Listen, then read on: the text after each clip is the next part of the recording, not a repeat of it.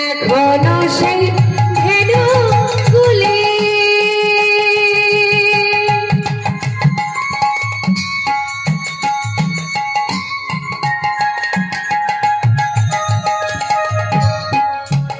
তারা বন মাঝে মাঝে মাঝে মাঝে মাঝে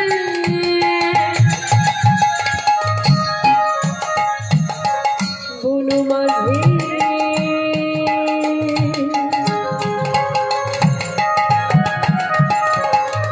বন মাঝে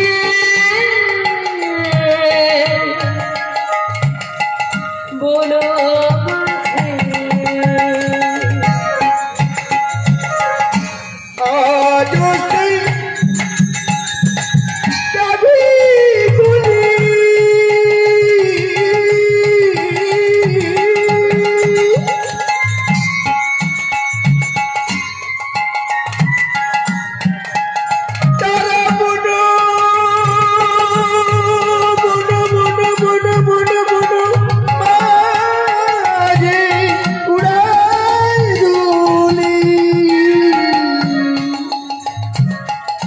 সাথে সাথে কলা কুলি সকাই সকাই কলা কুলি সাথে সাথে কলা আর সকাই সকাই কলা কুলি বন মাঝারে আজ সেই বিদায় হরি হরি হরি বাজে বাজে আজ সেই বৃন্দাবনে বাজে বাজে বাজে আজ সেই বৃন্দাবনে বাজে বাজে বাজে আজ সেই বৃন্দাবনে বাজে বাজে বাজে ঠিক আছে আমি যখন জানতে পেরে গেছি ভালোবাসলে কৃষ্ণকে পাওয়া যাবে আমি আজই যাবো বৃন্দাবনে আসি গো এই দাঁড়া সত্যি বলছিস তুই বৃন্দাবনে যাবি আরে বাবা আমি সত্যি বলছি আমি আজই বৃন্দাবনে যাব খোকা তোর গুরু দীক্ষা গুরু শিক্ষা হয়েছে কই না তো গুরু দীক্ষা গুরু শিক্ষা না হলে যে গোবিন্দ কৃপা পাওয়া যাবে না বাবা কিন্তু আবার তো হয়নি আয় আমার কোলে বস কোলে বসিয়ে শ্রুতিমূলে কৃষ্ণ নাম দিলেন যেই না কৃষ্ণ নাম দিয়েছে মা যতক্ষণ না গুরু দীক্ষা গুরু শিক্ষা হয় গোবিন্দ কৃপা হবে না পরিষ্কার বলে দিল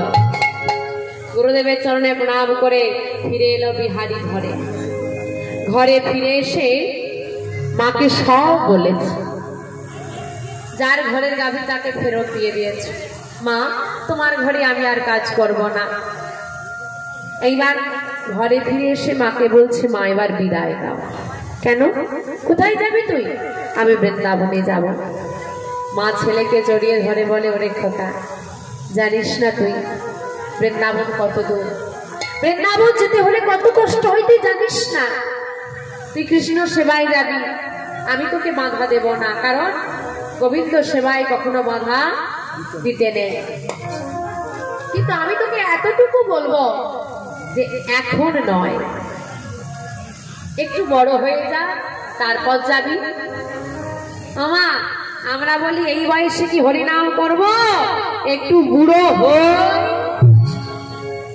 চুলগুলো একটু পাকু তারপর তো হরি হরি বলবো আর 5 বছরের ছেলেটা মাকে বলে দিল মা বড় হলে তুমি বলছো আমি বৃন্দাবনে যাব বড় যে হব তার নিশ্চয়তা কি আছে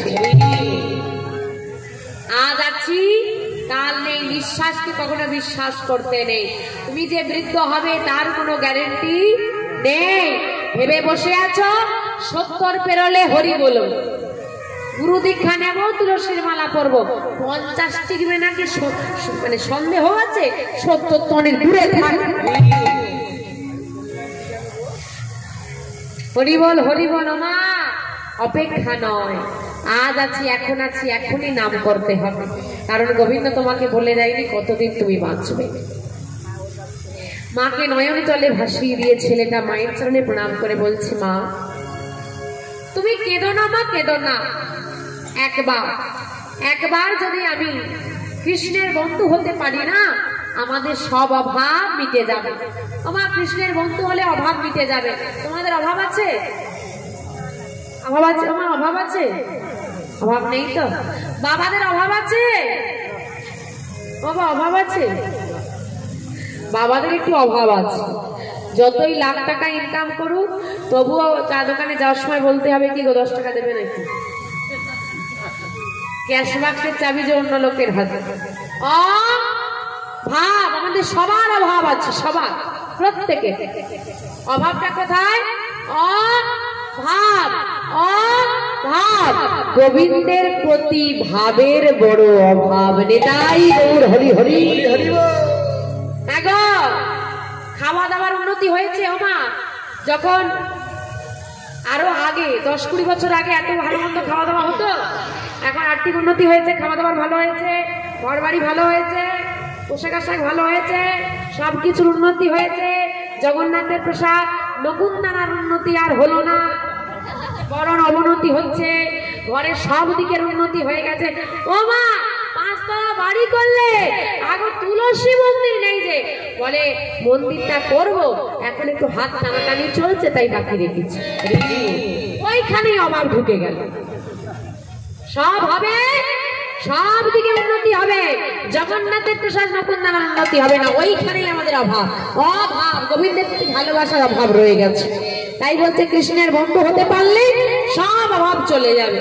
তাই চলুন মা, আজকে বিহারী মাকে নয়ন জলে ভাসিয়ে দিয়ে চলে যাচ্ছে বৃন্দাবনের পথে। কি তোমরা যাবে নাকি? যাবে তো?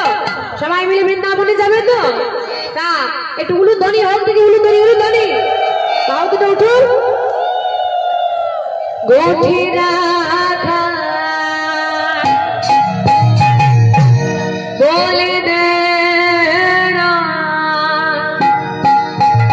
বলে বলে কোথায় বৃন্দাবন,